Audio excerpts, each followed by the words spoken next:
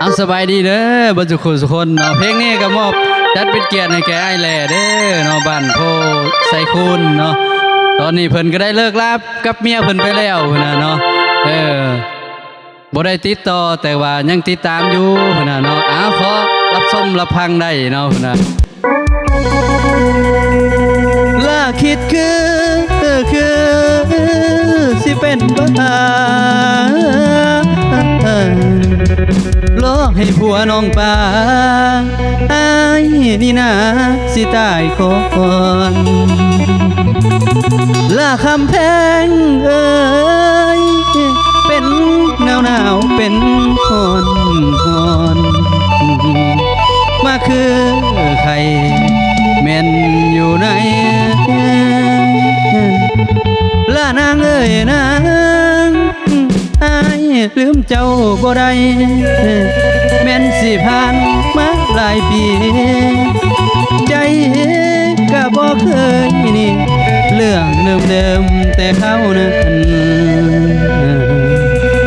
ละวันเดือนปีสิหมุนใหญ่แต่ใจสายยังคือเก่าน้องไปเป็นของเขาอ้ายนั่งเอาอยู่บ่แล้วมันเป็นแปลวอยู่วังสวงเด้อนะเด้อ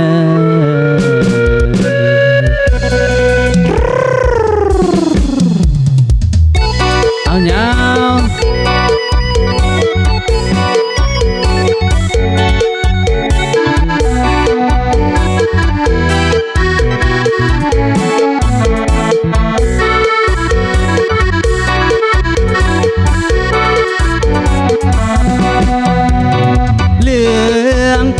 ขี้มิน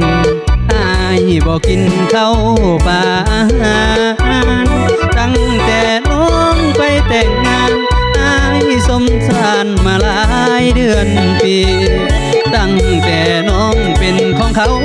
อ้ายกินแต่เหล้านับวันเดือนปีหักกะหาแต่เจ้าศาสตร์นี้หักคนดีบ่มีไผผ่านปานคุณรู้นางงูว่าเจ้าเอาหัวอ้ายยังหำงอนคิดฮอดบางส่วงบางตอนใจหำฮอนทุ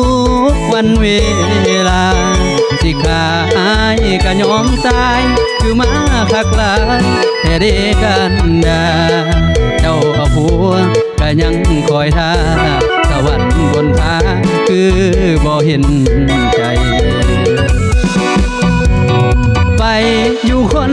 ละคำอ้ายกะนำต้องเพชรสองลายบ่ได้ติดต่อเงียบหายแต่ตัวอ้ายติดตามคนนี้ติดตามทุกความเคลื่อนไหวติดต่อบ่ได้สิทธิ์อ้ายบ่มีหักกะหาแต่เจ้าศาสตร์นี้หักคนนี้บ่มีไผผ่านเรื่องคือหวานพอละมันบ่คอยใจลอยลอยสู่มือตำเตือนไว้ใจนอนห้องให้ยามเข้าซองเพชรหลายอ้ายนั่นคือคนตายคิดฮอดหลายแต่น้ำนอง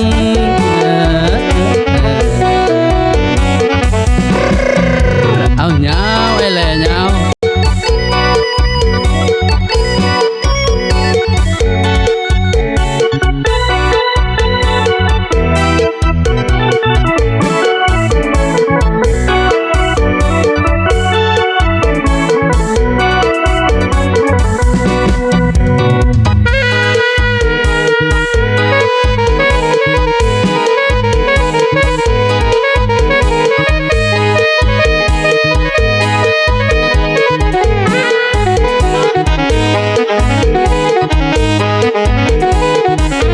อยากเบิ่งแอลกีบอร์ดบ่เนาะพี่น้อง